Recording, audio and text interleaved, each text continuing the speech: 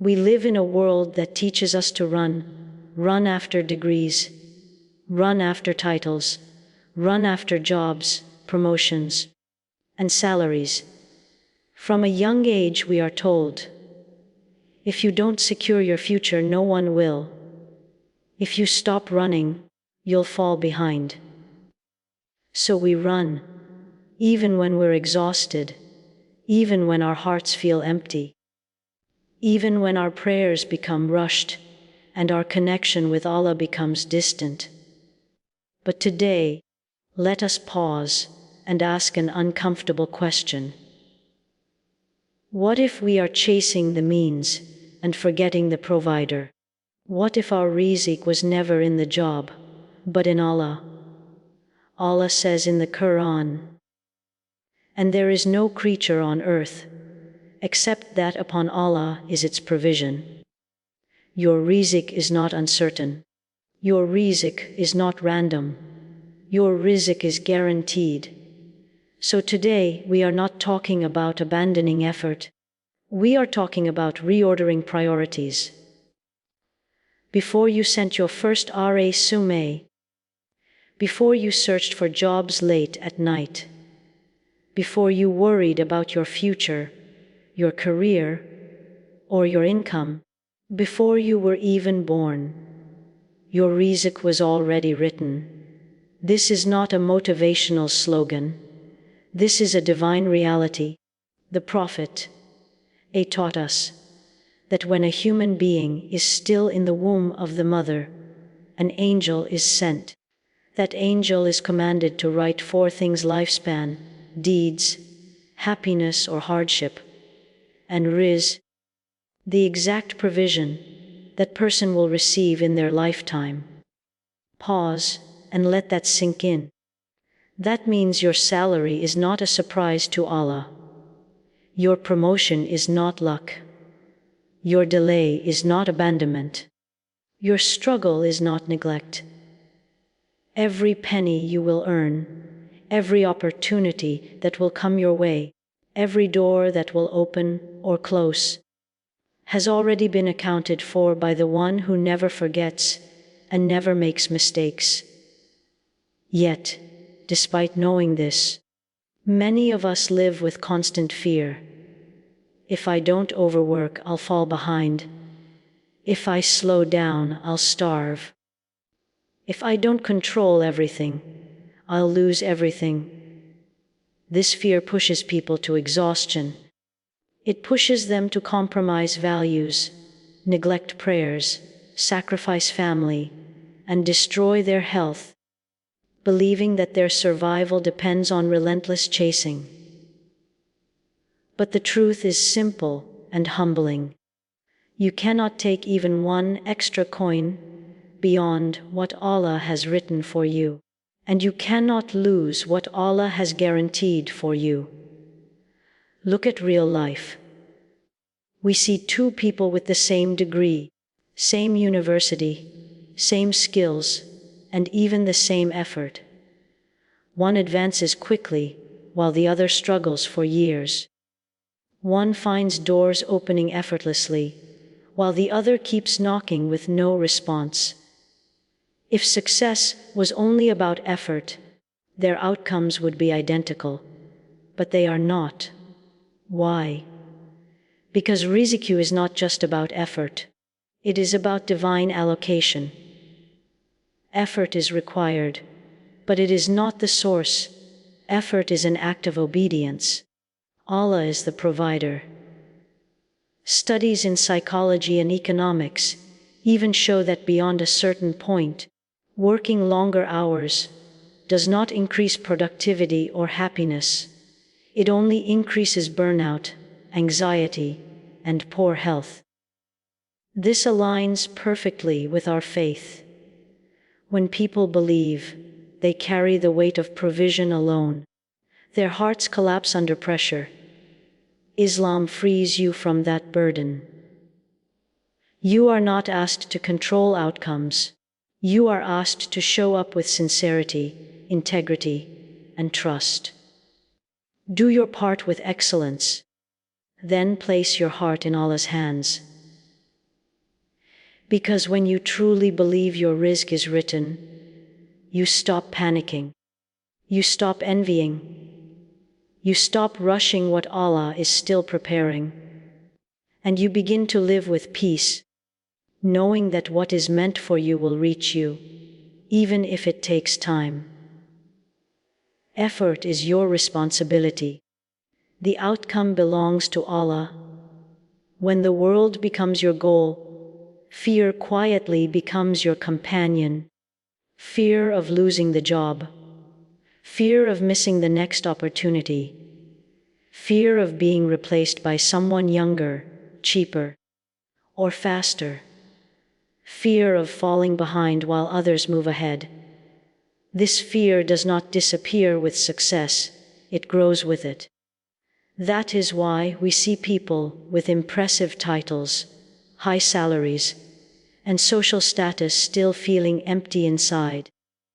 They smile in public, but their hearts are restless. They have achieved what they were told would bring peace, yet peace feels farther away than ever. Why? Because the heart was never created to rely on jobs, contracts, or systems. The heart was created to rely on Allah. When we attach our sense of safety to the world, we place our hearts on something fragile. Jobs can end, markets can crash, companies can shut down, health can change. And when that happens, everything we trusted begins to shake. Allah reminds us clearly in the Qur'an, whoever relies upon Allah, then He is sufficient for him. Notice what Allah does not say. He does not say, whoever relies on their savings. He does not say, whoever relies on their employer. He says Allah is sufficient. We saw this truth unfold in real life. During global crisis, millions of people lost jobs overnight. Careers that were labeled stable disappeared in weeks. Entire industries collapsed. People who had planned every step suddenly realized how little control they actually had. And yet, subhanallah, during those same moments, many witnessed something extraordinary. People found income from places they never imagined. New skills turned into opportunities. Unexpected support appeared. Doors opened that no sommet could have unlocked. Why? Because when the usual doors close, Allah opens doors no human can shut. Data even shows that anxiety and depression rates are highest in highly competitive, performance-driven environments, places where people feel replaceable and constantly pressured. This confirms a spiritual truth. The heart cannot survive on dunya alone. Security is not in contracts. Security is not in job titles. Security is not in numbers on a screen. Security is in tawakkul. Tawakkul does not mean doing nothing. It means doing your best while trusting Allah completely. When Allah is your anchor, storms may come, but they do not destroy you. You may feel the waves, but you do not drown.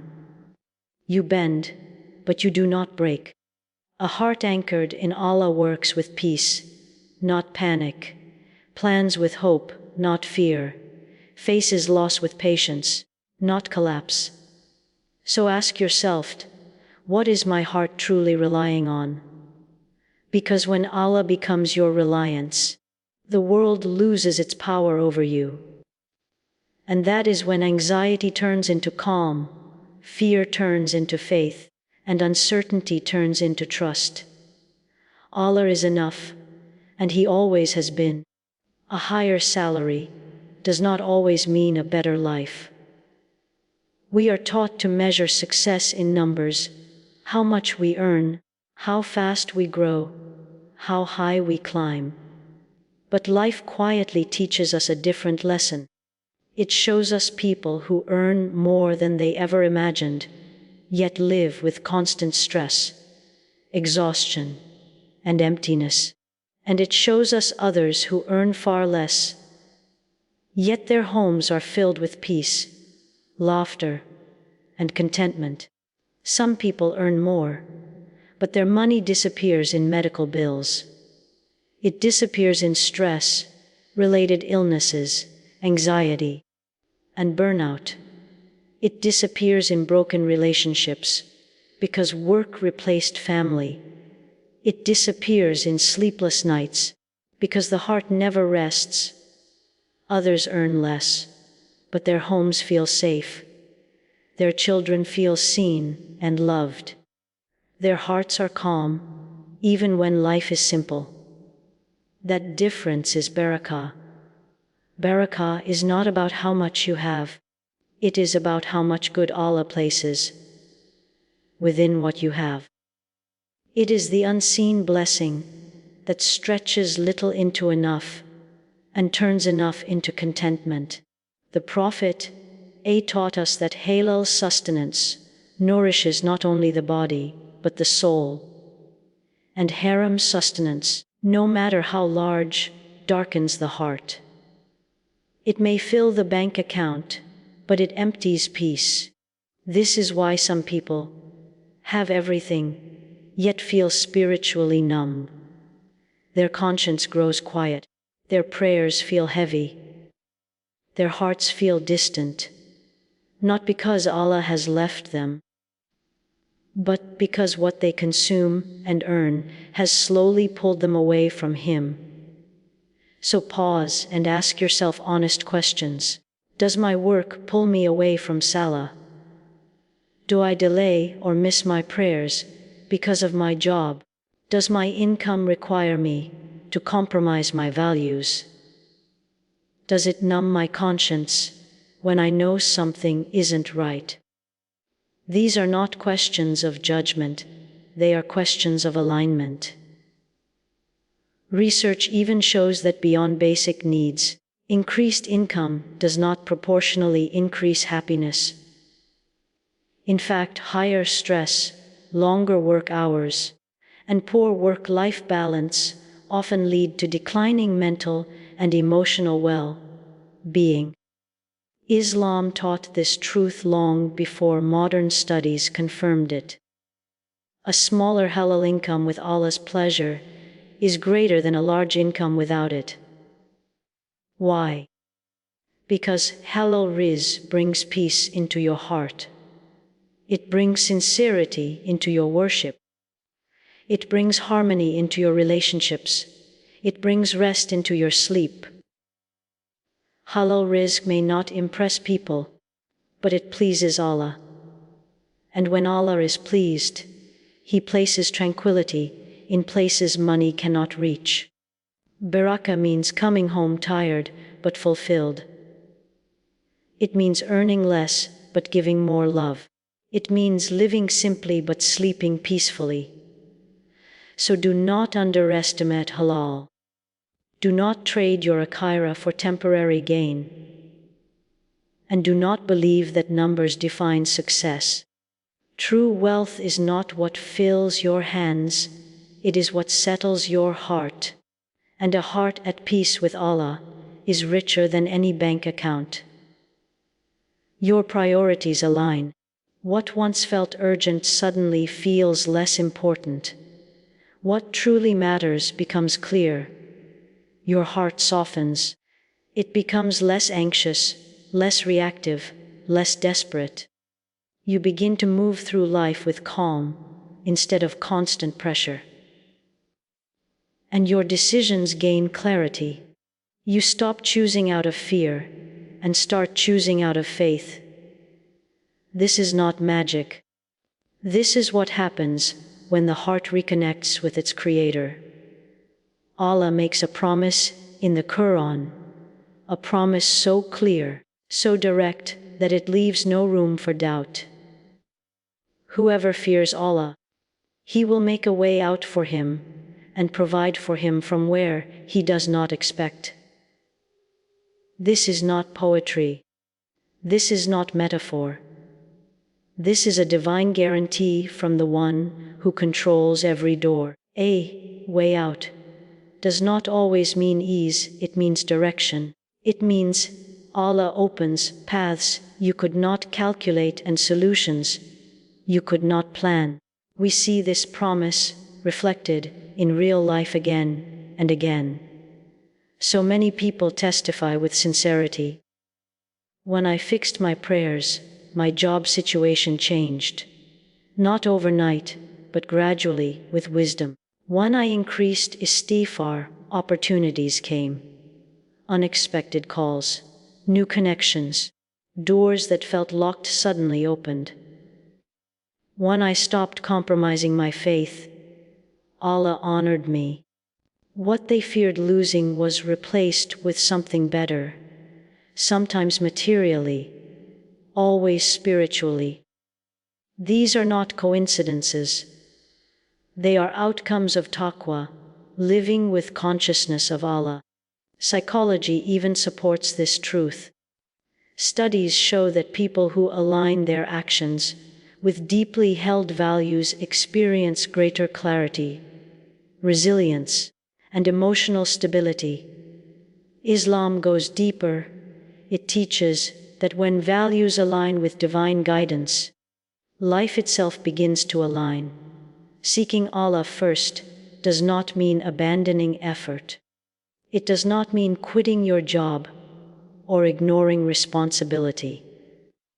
Allah does not ask you to stop working. He asks you to stop worshipping work. He asks you to anchor your heart in Him, not in the job title, not in the paycheck, not in the approval of people. When the heart is anchored in Allah, work becomes a means, not a master. Stress becomes manageable. Failure becomes a lesson, not a collapse. You begin to work with sincerity instead of desperation. You plan with trust instead of fear. You wait with patience instead of panic. And when Allah opens doors, He opens them in ways that protect your faith, preserve your dignity, and grow your character. So chase Allah first. Put Him at the center of your decisions, your schedule, and your intentions. Because when Allah comes first, everything else finds its place. And the doors that open will not just lead to provision, they will lead to peace. At the end of your life, no one will stand beside your grave asking how much money you made. No one will ask how big your title was, how impressive your resume looked, or how many people reported to you. Those questions fade the moment life ends.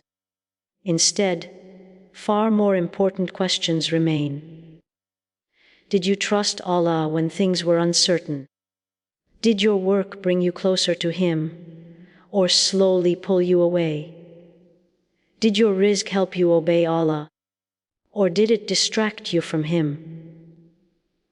These are the questions that define real success. The world teaches us that success is about climbing ladders, climbing ranks, climbing over others. But Islam gently reminds us that true success is not how high you rise in dunya, but how firmly you stand in faith while walking through it. Some people climb fast, but lose themselves along the way. They gain status, but lose sincerity. They gain wealth, but lose humility. And by the time they reach the top, they no longer recognize the person they've become. Others move slower, but they move with purpose. Their journey shapes their character. Their struggles soften their hearts. Their reliance on Allah deepens with every challenge. They may never impress the world, but they please Allah. When Allah becomes your goal, everything changes. Work transforms into worship.